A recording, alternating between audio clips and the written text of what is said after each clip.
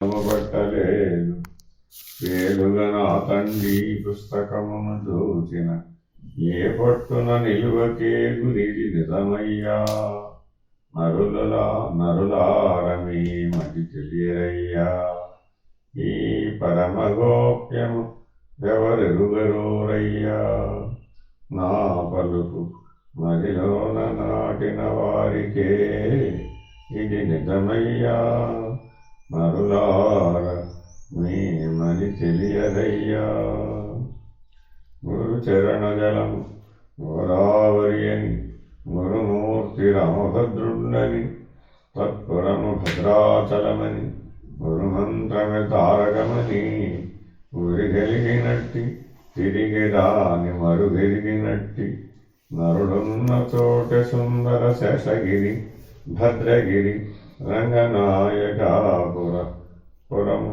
అనదగియుండు గురిగలిగినట్టి తిరిగి రాని మరుగెరుగునట్టి దేశికుని చరణ తీర్థము కాశి గంగయ్యని గురుని కనుగొన్నను విశ్వేశుడని అతడు తనకొపదేశం వనరించునట్టిదే తారకమని మనసందు తానీ తీరునగని ఏసీమందున్న కాశీ ప్రయాగ రామేశుని పురమై ప్రకాశించునాసీమ వేదాంకమని మనసందు తానీ తీరునగని తారకయోగ నిర్ణయమందవలయు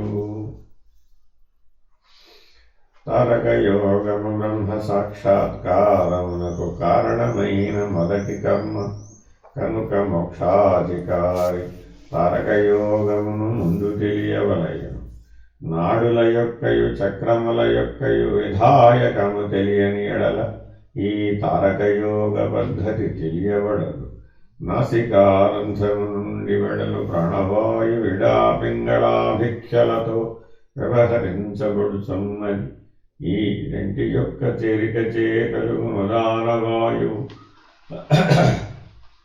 బాహ్య సుషుమ్నయని చెప్పబడును బాహ్య సుషుమ్నను అధోభాగమునకు అణగద్రొక్కిన ఎడల అపానవాయువుతో చేరి అది అధోకుండలిని మేల్కొలుగును ఎమ్మట బ్రహ్మదండి మధ్య భాగముననున్న అంతరసుషుమ్న నాళమునందు ప్రవేశించును తదుపరి సూర్య చంద్ర సమైక్య రూపమగు స్వయం ప్రకాశత్వమును పొందును స్వయం ప్రకాశమగు సుషుమ్న నాడియందు ఆవరణ రూపమగు 6 పద్మములు గలవు సుషుమ్న నాళ మార్గాంతమున సహస్రారము మరియు అష్టదళ పద్మము వరకు అనగా బ్రహ్మరూప స్వయం ప్రకాశము వరకు దీని మార్గాంతము బ్రహ్మమునందు ఐక్యమగుటయే ఈ మార్గము యొక్క అంత్యమని తెలియవలెను ఇట్టి నాడియందు అవయవములతో కూడిన చక్ర నిర్ణయమిట్లు తెలియదు మూలాధార చక్రమునకు 4 దళములు వశష అను 4 అక్షరములు అపరంజివర్ణము పృథ్వీభూతము నాసికము కారణము దాని నాయకుండైన వినాయకునకు అజపా గాయత్రి మంత్ర జపమందు 6 నూర్ల హంసలర్పింపబడును లింగస్థానమందు స్వాధిష్టాన చక్రము 6 అక్షరములు 6 రేకులు గల తెల్లని వర్ణము జలమునకు స్థానము నాలుక కారణము దానికధిపతి అయిన బ్రహ్మకు అజపా గాయత్రి మంత్ర జపమున 6000 హంసల సమర్పించబడును నాభియందు మణిపూరక చక్రము 10 అక్షరములు 10 దళములు ఎర్రని రంగు అగ్నిభూతము నేత్రంబులకు కారణమయ్యుండును దానికధిపతి అయిన విష్ణునకు అజపా గాయత్రి మంత్ర జపమున 6000 హంసలర్పించబడును పక్షస్థలమునందనాహత చక్రము 12 దళములు 12 అక్షరములు ఆకుపచ్చవన్నె వాయుభూతము చర్మము కారణమయ్యుండును దానికధిపతి రుద్రమూర్తికి అజపా గాయత్రి మంత్ర జపమున 6000 హంసలు సమర్పించబడును కంఠస్థానమందు విశుద్ధ చక్రము 16 దళములు 16 అక్షరములు నీలవర్ణము ఆకాశభూతంబు శ్రోత్రంబులకు కారణంబు దానికి ప్రభువుకు జీవరూపుడైన విశ్వాభిమాని ఈశ్వరునకు అజపాగాయత్రి జపమందు 1000 హంసలు సమర్పించబడును. భూమధ్యమందు ఆజ్ఞాచక్రం 2 దళంబులు 2 అక్షరంబులు మాణిక్యవర్ణంబు. అంతఃకరణ నిలయంబు సకలేంద్రియ వ్యాపారంబులకు కారణంబు. దానికి ప్రభువుకు పరమాత్మరూపుండైన సదాశివునకు అజపాగాయత్రి మంత్ర జపమందు 1000 హంసలు సమర్పించబడును. ఆజ్ఞాచక్రము మీద 1 అంగుళము వరకు చిచ్చక్తి అని, దానిపై 3 అంగుళముల వరకు వ్యాపినీ శక్తి అని, ఆవల 4 అంగుళముల వరకు సమస శక్తి అని, ఆ మీద 4 అంగుళముల వరకు ఉన్మనీ శక్తి అని చెప్పబడును. ఈ 12 అంగుళముల మీద బ్రహ్మరంధ్రము, ఇదే ద్వాదశాంతము. దీని యందు 1000 దళములు గల సహస్రార చక్రము కలదు. ఇది 125 చిన్న రేకులు గల 8 పెద్ద రేకులు కలిగి ఉండును. అది ఏ అష్టదళ పద్మము. దీని మధ్యమందు శివబీజమైన హకారము, శక్తి బీజమైన సకారము, ఈ రెంటి నడుమ బిందు రూపమైన బుద్ధితత్వము ప్రకాశించుచుండును. ఇది ఏ మూకాక్షరము. దీని తెలిసి లక్ష్యముంచిన వారి పరమహంసలు, అవధూతలు, జీవన్ముక్తులు. సకార బిందు సకారములే పతి పాశ పశువులు, నాద బిందు కళలు, సోమ సూర్యాగ్ని మండలములు. ఈ హకార బిందు సకారములు తము నమ్మిన వారిని సంసార బంధము హరించునవి కావున హంసయనమును. తత్పదమే హకారము, త్వంపదమే సకారము. వీని ఐక్యమైన అసిపదమే బిందువు. కావున జ్ఞానులకు ఇది జీవైశ్వరైక్య రూపమగు యోగము. ఆత్మజ్ఞానాజ్ఞాన మిళితమైన ప్రపంచమునందు నీళ్లనడి అజ్ఞానమును విడచి పాలనడి జ్ఞానమును వహించుగావున హంసపక్షి అనబడును. హంస అష్టదళ పద్మమందలి తూర్పు రేకుపై వ్రాలిన పుణ్యకర్మము చేయవలనను తలంపును. ఆగ్నేయ దళమందు వాలిన సోమరితనమును, దక్షిణపు దళమందు వాలిన క్రూర కార్యముల చింతయును, నైరుతి దళమందు చేరిన పాపకార్యములు సలుపవలయునడి బుద్ధియు, పశ్చిమ దళమందు నిలచిన ఆటపాటల చింతయును, వాయువ్య దళమందు చేరి నడుచుట పరిగెత్తుటయను కోరికలు, ఉత్తర దళమందు వాలిన రతిననుభవింపవలయునను ప్రీతియు, ఈశాన్య దళమందు చేరిన దాన వైరాగ్య చింతయు, కేసరములయందు ప్రవేశించిన జాగ్రత్తయు, కర్ణికయను దుద్దునందు చేరిన స్వప్నంబు, పద్మనాళమున దిగిన నిద్రయను కలుగును. ఈ పద్మమును విడుచుటయే తురీయము. దేహేంద్రియాది ప్రపంచ విలక్షణమైన పరమాత్మయే నేనని ప్రతిపాదించుతున్నది. అట్టి ప్రత్యేగాత్మరూపమైన హంస ఎచ్చోట పుట్టునో అట్టి నిర్వికల్పస్థానమే పరబ్రహ్మమని ఎరుంగవలయును. సకల దేహములందు హంస ఏ ప్రకారము సృష్టి ఆయను. ప్రత్యేగాత్మ యొక్క కళ హకారంబు, ప్రకృతి యొక్క కళ సకారంబు. ఈ రెంటి గూడిక ఎందు బిందువు చేరగా హంస ఎగుచున్నది. హంస సృష్టికి స్థానమెద్ది. జీవేశ్వర తను చతుష్టయ మధ్య ప్రదేశం హంస సృష్టి స్థానం. హంస యొక్క వ్యాపకం ఎంతవరకు ఉండును. హంస యొక్క వ్యాపకము ఘంటిక స్థానమందు నిలవై సకల నాడుల ద్వారా దేహమంత కలసి ఉండు. హంసనాడులలో ప్రవేశించి ఎన్ని విధముల వ్యాపారము చేయును. హంస తనువందు 3 విధములుగా పనులు చేయును. అష్టదళ పద్మము మధ్య జపమును, ఘంటికయందు నడకయను, ఆజ్ఞయందు వ్యవహారమందును. అష్టదళ పద్మమునకు ఘంటికకు ఆగ్నేయమునకు స్థానములివి. అష్టదళ పద్మము శరసు మధ్యయుండును. ప్రత్యేగాత్మకు దళమునకు మధ్య అవకాశము దీనికి స్థానము. ఘంటిక అనగా నాడులు పుట్టిన స్థానము. మరియు దీనిని నాడుల ముడి అనియు చెప్పబడును. ఇది అష్టతనువులకు మధ్య ప్రాక్ ఈశాన్య దళములకు నడుమయుండును. ఆగ్నేయమనగా ఉత్పత్తి స్థితిలయ విస్తీర్ణ ఆకర్షణములు చేయునట్టి బ్రహ్మ విష్ణు రుద్ర ఈశ్వర సదాశివులకును క్రియ ఇచ్ఛ జ్ఞాన ఆది పరాశక్తులకు వ్యవహార స్థానము ద్విదళ మధ్య ప్రదేశము, దీనినే భూమధ్య స్థానమని చెప్పబడను. హంస ఏ మంత్రము చేత జపము చేయును?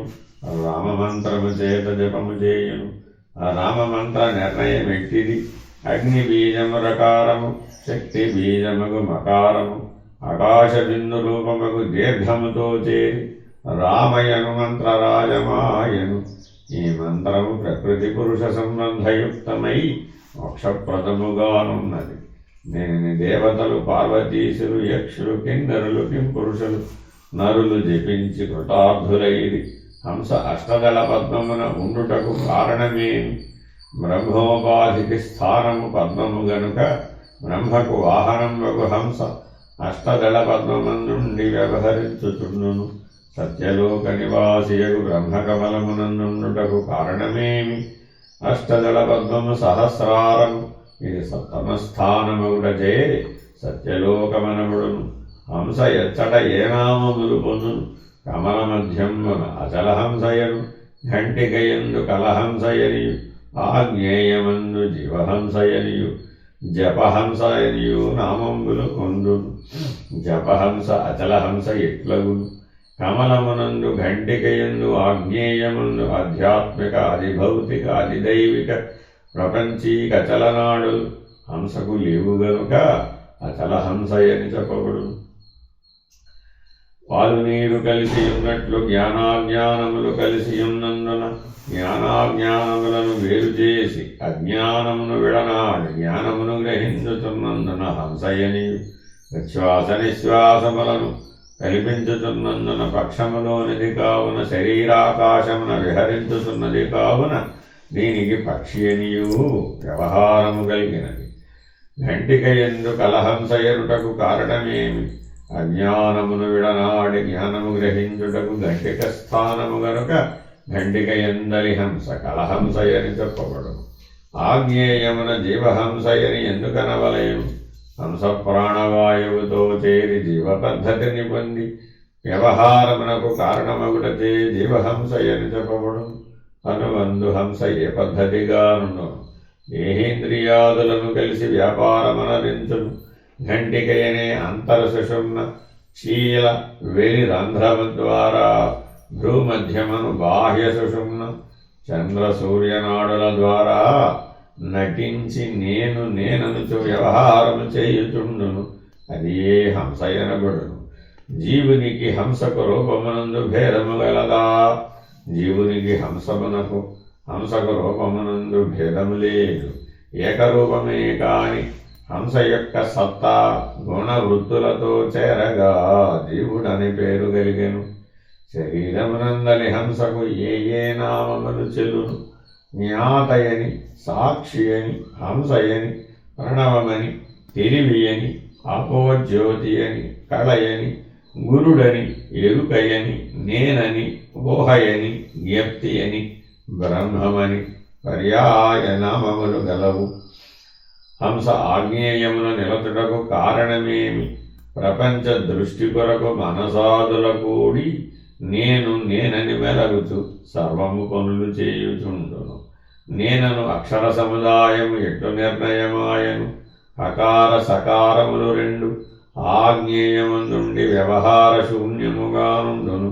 అందువల్ల ధ్వన్యాత్మకమగు బిందువు వర్ణాత్మకముగు పొల్లుతో చేరగా నేనని వ్యవహారము కలుగును.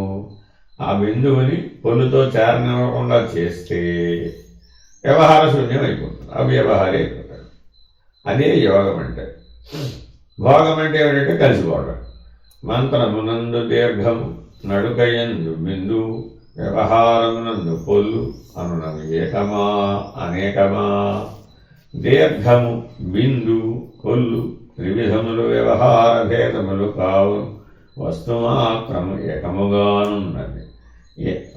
వ్యవహారిగా ఉన్నా హంస అదే, వ్యవహారిగా ఉన్నా హంస అదే, సాక్షిగా ఉన్నా హంస అదే. ఎవడైతే విరమిస్తాడో వాడు సాక్షిగా ఉన్నాడు, ఎవడైతే రమిస్తాడో వాడేమో జీవుడిగా ఉన్నాడు. ఏకముగానున్న దానిని త్రివిధములుగానెందుకు చెప్పవలేను? కర్త, కర్మ, క్రియాను త్రివిధ పద్ధతులు.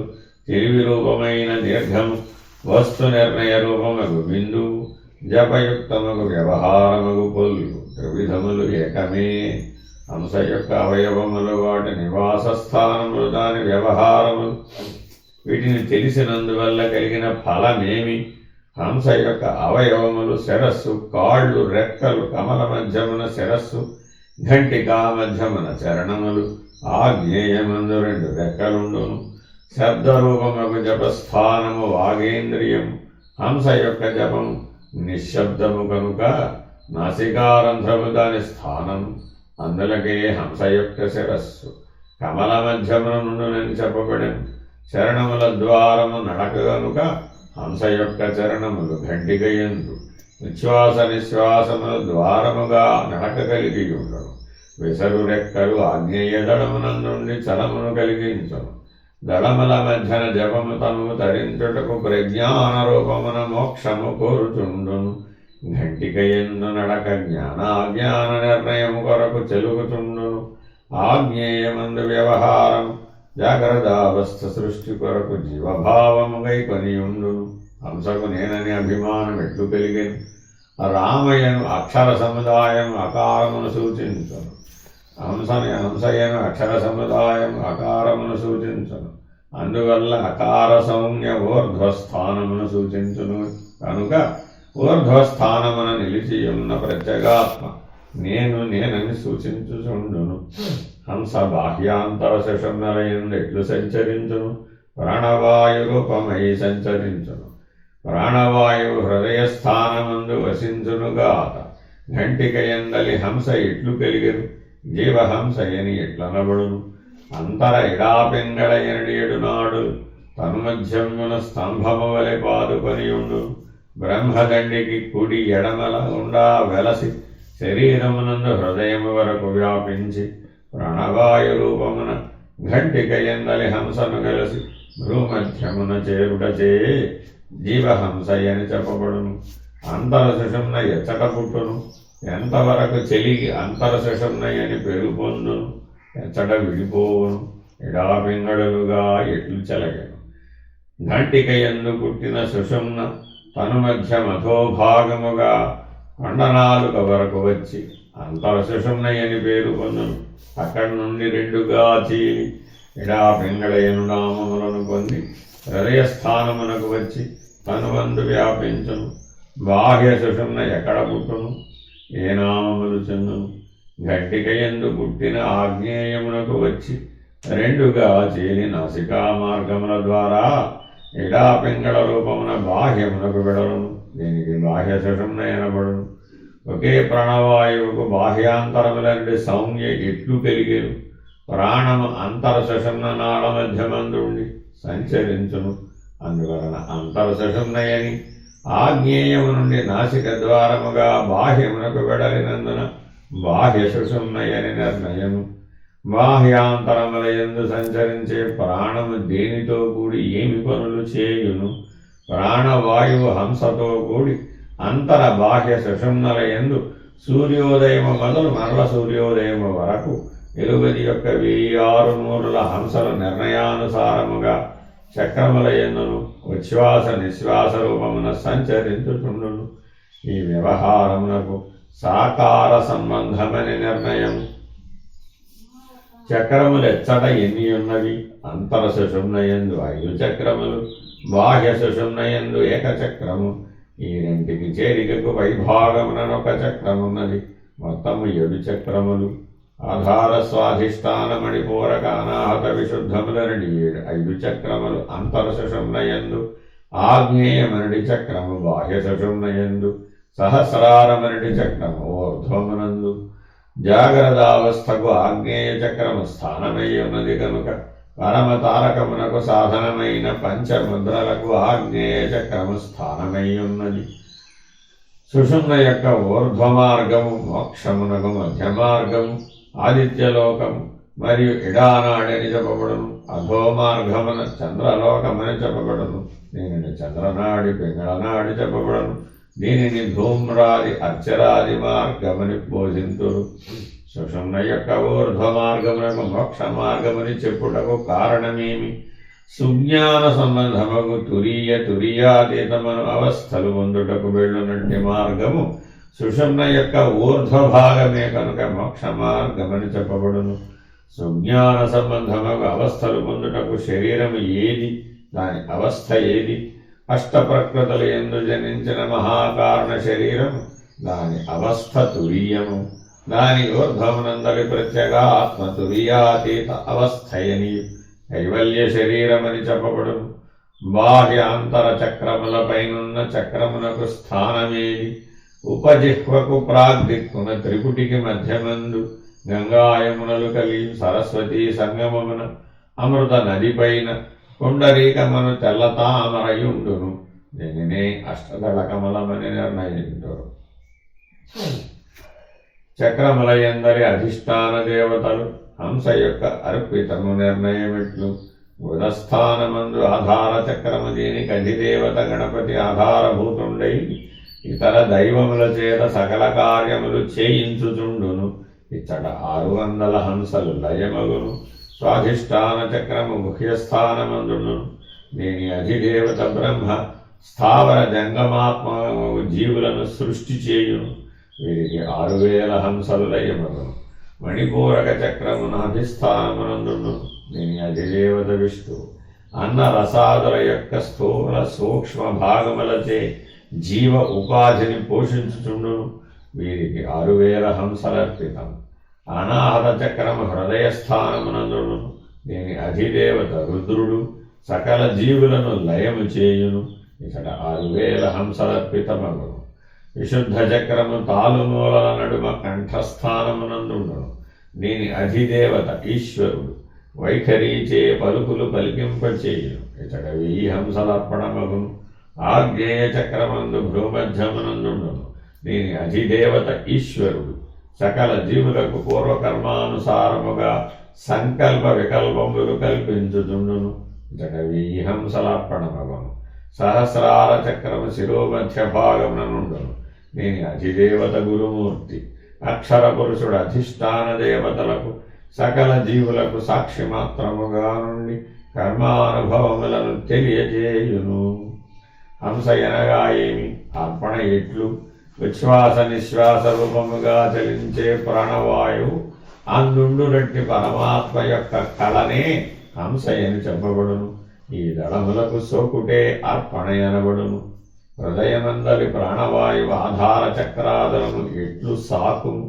హృదయస్థానమందు ప్రాణవాయువునకు, హృదస్థానమునందుండ అపానవాయువునకు వ్యానవాయువు ద్వారా సంబంధము కలదు. అందువలన అంతర ఇడాపింగళ ద్వారా హృదయమునందున్న ప్రాణవాయువు అపానవాయువు నాడీ మార్గమున దిగి ఆ దళములను తాకును. ఈ పరమాత్మ కళయగు హకారంగు, ప్రకృతి కళయగు సకారంగు బిందువుతో చేరి హంసయని, పరమహంసయని, శింశుమారమని, పరమేశ్వరుడని నామాంతరములు పొందారు. హంస సృష్టికి బిందువే స్థానమని తెలియవలయను. హంసలెన్ని? అవి ఏ శరీర సంబంధము? హంస 21,600 స్థూల శరీర సంబంధములు. సూక్ష్మ కారణ శరీరములకు హంసలు లేని ఎడల తనువులకు సంచారము లేదు కనుక సూక్ష్మకారణ శరీరములకు 3,400 హంసలు కలవు. వీటిని జీవేశ్వర హంసలని చెప్పబడను. సూక్ష్మ శరీరమునకు జీవహంసలు, కారణ శరీరమునకు ఈశ్వర హంసలని చెప్పబడను. జీవేశ్వర హంసలు ఎక్కడ సృష్టింపబడెను? జీవేశ్వర హంసలు బ్రహ్మాండమందు శంశుమారక చక్రమున సృష్టించబడినవి కావున ఈ హంసలు బ్రహ్మాండ సంబంధమని, సమిష్టి అని చెప్పబడును. మానవ మాత్రుడైన తాను పరమేశ్వర హంసలను ఎట్లు తెలుసుకొను? తుర్యాతీత స్థానమునందున్న మూల ప్రకృతి రూపము విరాట్ పురుషునిలో కలసి పరమేశ్వర హంసలు తెలుసుకొని విరాట్ రూపలక్షిత స్వరూపుడై లక్షించను. విరాట్ రూపలక్ష్యమందు హంస నిర్ణయమునకు ఎట్లు సంకల్పించను? విరాట్ రూపలక్ష్యార్థమందు హకార సకార బిందుయుక్తముగానున్న పరతత్వము నుండి నాద బిందు కళారూపము తెలియను. అది సమిష్టి మనస్సు ద్వారా సంకల్పరూపమున హంస నిర్ణయము తెలుసుకొను. విరాట్ రూపమునందరి పరమహంస పిండాండమును ఎట్లు తెలియను? పరమహంస రవి చంద్రాగ్నిమండలముల ద్వారా పిండాండమునకు శిఖా పశ్చిమ మార్గము ద్వారా హకార రూపమున గంగయందును సకార రూపమున యమునయందును బిందు రూపముకు సరస్వతితో చేరి హంసయై సహస్రారమందు ప్రవేశించి ఆధారాది చక్రముల పర్యంతము వ్యాపించి మరియు నాద బిందువులకు స్థానమైన కళ ఆధారములను వదలి హం క్షం అను వర్ణముల కూడి బాహ్య సుషుమ్నల అంతర సుషుమ్నలను దాటి గుహా మధ్య ప్రదేశం పైన ప్రాణాధిక సహస్రారమునందు చేరి ఉన్నది కనుక పిండ బ్రహ్మాండ హంసలు పిండాండమునందు తెలియను. కావున పిండాండమందరి జీవుడు పరమహంసయనియు ప్రత్యేగాత్ముడనియు సూత్రాత్మయనియు పరమాత్ముడనియు చెప్పబడదు. సూక్ష్మతనువునకు 2200, కారణదేహమునకు 1200, మొత్తము 3400 హంసలు ఈ రీతిగా అర్పణమగును. కర్మయానమగు ఋతువులకు 600, ఇవి సూక్ష్మదేహ సంబంధములు. పితృయానమగు చంద్రమండలమునకు 1600, ఇది సూక్ష్మదేహ సంబంధం. దేవయానమగు ఆదిత్య మండలమునకు 1200 హంసలు, ఇవి కారణదేహమునకు. సూక్ష్మదేహ హంసలు ఎచ్చట అర్పణయగును. కర్మయానము మేఘమండలము వరకు ఉన్నందున ఋతువులను అనుసరించి ఋతువొక్కంటికి 100 చొప్పున 6 ఋతువులకు 600 హంసలర్పణయగును. పితృయానము చంద్రమండలము వరకు వచ్చి ఉన్నందున చంద్రకళలను అనుసరించి కళ ఒక్కంటికి 100 చొప్పున 16 కళలకు 1600 హంసలర్పణమగును. కనుక సూక్ష్మదేహ హంసలు 2200 నిర్ణయం. దేవయానము ఆదిత్య మండలమునకు ఉన్నందున సూర్య కళలను అనుసరించి కళ ఒక్కింటికి 100 చొప్పున 12 ఆదిత్యులకు 1200 కళ హంసలు అర్పణమగును. దీనినే ఈశ్వర తనువని కారణతనువని చెప్పబడును. తనుత్రయమునందున్న అర్పణమగు హంసలెన్ని? స్థూల తనువునకు 21,600, సూక్ష్మ శరీరమునకు కర్మయాన పితృయానములందు 2200, ఈశ్వర శరీరముకు కారణ శరీరమునకు దేవయానమునందు 1200, మొత్తము 25,000 హంసలు లయమగు వారలకే జన్మరహితమగును. ఇతరులకు కాజాలను ముమ్మాటికి సిద్ధాంతం. తనువులు నశించినప్పుడే హంసలు ఎచ్చట నుండును. అవి ఎప్పుడు నశించును? స్థూల శరీరము నశించగా దాని సంబంధముకు 21,600 హంసలు ప్రకృతి యందు చేరియుండును. సూక్ష్మతనువు నశించుటకు కారణతనువు నశించనిది. సూక్ష్మతనువు నశించకపోవడం వలన కారణతనువు నశించనిది. సూక్ష్మము నశించదు గనక కారణతనువు నశించుటకు ఆత్మానాత్మ విచారణ చేసి అనాత్మ నిర్ణయం లేక అంతఃకరణాధిష్టానమైన చైతన్యముగు పరమాత్మయందు చేరి ఎవడు విదేహుడగునో వానికి కారణతనువు నశించును. అందువల్ల సూక్ష్మ శరీరము నిలుచుటకు చోటు లేక తనంతట తానే నశించును. శింసుమారక చక్రము నుండి పిండాండమునందు ప్రవేశించిన హంసలు తిరిగి శింసుమారక చక్రమునందు చేరుటచే జన్మరాహిత్యము కలుగును. బ్రహ్మదండమునందలి అధిదేవతలు పిండాండమునందు ఎట్లు ప్రవర్తించెదరు? పిండాండమందలి ఇంద్రియ సముదాయం అనగా జ్ఞాన మనోబుద్ధి చిత్తాహంకారములను అంతరేంద్రియములను సమానము వ్యాన ఉదాన ప్రాణ అపానంబులను ప్రాణేంద్రియంబులను శ్రోత్రము త్వక్చక్షుజిహ్వ ఆఘ్రాణములను జ్ఞానేంద్రియంబులను శబ్దస్పర్శ రూపరస గంధములను విషయేంద్రియంబులను వాక్కు పాణి పాద గుహ్య గుదములను కర్మేంద్రియంబులు వెరసి 25 ఇంద్రియములు అధ్యాత్మలను చెప్పబడును. వీని విషయములు ఆదిభౌతికములు అనబడును. వీని నిర్మితములకు దేవతలు ఆది దైవములను చెప్పబడును. ఆది దైవతముల యొక్క ప్రేరేపణ చేత పిండాండ రూపముకు వ్యవహారము జరుగుతున్నది కనుక పిండాండ ప్రవర్తనకు బ్రహ్మాండమునందరి అధిదేవతలే కర్తలని తెలియవలేను. అష్టదళ పద్మమునందరి హంసకు గుణకల్పన ఎట్లు పెరిగేను? బ్రహ్మాండ రూపముకు ఈశ్వరతనునందు అనగా అవ్యక్త దళం ఈశాన్యముఖముగానును హంస సత్తా దీనియందు సోకగానే దానక్రియ వనరించవలనని గుణము కలుగును. దీనిని అరికట్టరాదు. మహత్తు దళము ఉత్తర దిశయందు ముఖము కలిగియును. దీని యందు హంస సత్తా సోకగానే రతి ప్రీతికరమైన గుణములు కలుగును. మేని హంసలు నిలిపి నడినాళ మందలి పవనమును ఐక్యము చేయగా ఈ గుణము నశించును. మహదహంకార రూపము దళము వాయువ్యముఖముగానును, దీనిపైన హంస సత్తా సోకగనే గమన చెంత కలుగును. విషయ గమనాదులు విడచి అంతర సుషుమ్న మార్గమున పరబ్రహ్మ గమనము తెలియవలెను.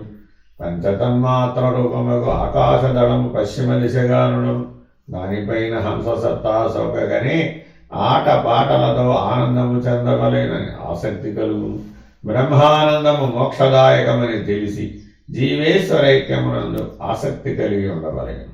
పిండాండ రూపముగు జీవతను నిర్ణయము వాయువు యొక్క రూపముగు దళము నైరుతి దిశగానును, దీనిపైన హంస యొక్క సత్తా సోకగానే పాపపు పనులు చేయవలనని కోరిక కలుగును. సమాధి పద్ధతుల చేత దీనిని అరికట్టవలయను. అగ్ని యొక్క రూపముగు దక్షిణ దళము దక్షిణ దిశగానును, దీనిపైన హంస యొక్క సత్తా సోకగానే క్రూరమైన కార్యములు చేయవలనని కోరిక కలుగును. దీనిని శాంభవి ముద్ర చేత అరికట్టవలను. జలరూపముగు దళము ఆగ్నేయ దిశగానును, దీనిపైన హంస యొక్క సత్తా సోకగానే తమోగుణ ప్రధానముగా నిద్ర ఆలస్యము కలుగును. దీనిని ఆసన సిద్ధి క్రియల చేత అరికట్టవలను. పృథ్వీ రూపముగు దళము పూర్వ దిశగానును, దీనిపైన హంస సత్తా సోకగానే పుణ్యకార్యములు చేయవలనని కోరిక జరుగును. దీనిని అరికట్టక స్వార్థరహితముగా ప్రవర్తింపవలను. త్యాగభావముతో వర్తించవలయను. అవ్యక్తం మహత్తు మహదహంకారం పంచతన్మాత్రల రూపముగా ఆకాశమును, ఇవి ఈశ్వరతను చతుష్టయములు. వాయువు అగ్ని జలం పృథ్వీ అనున్నవి జీవతను చతుష్టయములు. ఈ చతుష్టతన వ్యవహార దర్శనమే పరమహంస నిర్ణయ పరబ్రహ్మము. సూర్యరశ్మి వృక్షాదులపైన పడును, కానీ వాయువు యొక్క ప్రసరణ వలన ఆకులు కొమ్మలు కదును. వానితో సమముగా సూర్యరశ్మి కదిలినట్లు కనపడను, కానీ అది కదలదు కదా. అదే విధముగా కర్మానుసారం దళములు కదిలిన దానితో పాటు పరబ్రహ్మముగా అచలహంస కదలినట్లు అగుపడును, కానీ పరమహంస కదలదు. నీటి ఆధారముగా గల పద్మములు సూర్యరశ్మి చేత పోషించబడును. నీటి ఆధారములు లేని పద్మములు ఆ రశ్మి చేతనే నశింపబడును. కనుక అష్టదళ పద్మమునకు నీటి ఆధారము ఏది? గంగా యమున సరస్వతులను త్రివేణీ సంగమన అష్టదళ పద్మముండును. అది పరబ్రహ్మ ప్రకాశముకు పరమహంస వలన రక్షించబడును. ఆగామి సంచిత ప్రారంధ రూపకర్మలు త్రివేణులుగా ప్రవహించును. వానిని ఇంకింపజేసిన వారి పద్మము దహించును. అందువల్ల కర్మరహితమై మోక్షము చేకూరును. జన్మాది నుండి జీవుడు చేసిన కర్మ కాలానుగుణ్యముగా ఉపాధులయందు అనుసరించును. అది సంచిత కర్మ అనబడను. ఉపాధులయందు అనుభవించినది ప్రారంధం అనబడను. అనుభవించిన దాని నుండి వచ్చిన ఫలాఫలములు ఆగామి అనబడను. పంచభూత సంబంధమైన జీవుడు పంచీకృత పంచభూత సముదాయముతో చేసిన కర్మ యొక్క ఫలాఫలములు పంచచక్రములయందు అనగా పంచభూత సంబంధముగా ఆధారాది పంచచక్రములయందు చేరియుండును. ఆధారాది చక్రములకు సంబంధించిన నాడుల వలన కట్టబడి ఉండను. భూత సముదాయము సృష్టి అధోగమనము గనుక వాని సంబంధమైన చక్రములు అధోముఖముగానే ఉండవు. జీవుడు జ్ఞానము, సమాన వాయువు, శ్రోత్రము, శబ్దము, వాక్కు ఈ ఐదింటిలోనూ చేరి జీవుడు చేసిన కర్మఫలములు పంచనాడుల ద్వారా ఆకాశ సంబంధముకు విశుద్ధ చక్రములోకి దిగును. మనసు, వ్యానవాయువు, చర్మము, స్పర్శ, పాణి ఈ ఐదింటితో చేరి జీవుడు చేసిన కర్మఫలములు వీనికి సంబంధించిన నాడుల ద్వారా వాయు సంబంధముగా అనాహత చక్రమునందు చేరు. బుద్ధి, ఉదానము, నేత్రము, రూపము, చరణము ఈ ఐదింటిలో చేరి జీవుడు చేసిన కర్మఫలములు వీనికి సంబంధించిన నాడుల ద్వారా అగ్ని సంబంధముకు మణిపూరకమందు చేరు. చిత్తము, ప్రాణవాయువు, జిహ్వ, రసము, గుహ్యము ఈ ఐదింటిలో చేరి జీవుడు చేయు కర్మఫలములు వీనికి సంబంధముకు నాడుల మార్గముగా దిగి జల సంబంధముకు స్వాధిష్టాన చక్రమునందు చేరు. అహంకారము, అపానము, ఘ్రాణము, గంధము, గుణము ఈ ఐదింటిలోనూ జీవుడు చేయు కర్మఫలములు వీనికి సంబంధించిన నాడుల ద్వారా ఆధార చక్రమునందు చేరు. సంచిత కర్మ జీవేశ్వర తనువులకు దిగువ త్రివేణీ సంగమున నుండును. అనుభవించున్నది ప్రారంధము సజ్జతమునందే కనుక ప్రారంధ కర్మమునకు వేరుగా స్థాన నిర్ణయం లేదు. దీనికి సంచిత కర్మస్థానమే స్థానమై ఉండదు. జీవుడు తన శరీరం విడుతున్నప్పుడు ఆగామి చేరుటకు సంచిత కర్మస్థానమే కనుక ఆగామికి కూడా వేరే స్థానము లేక సంచితమునే చేరుడు.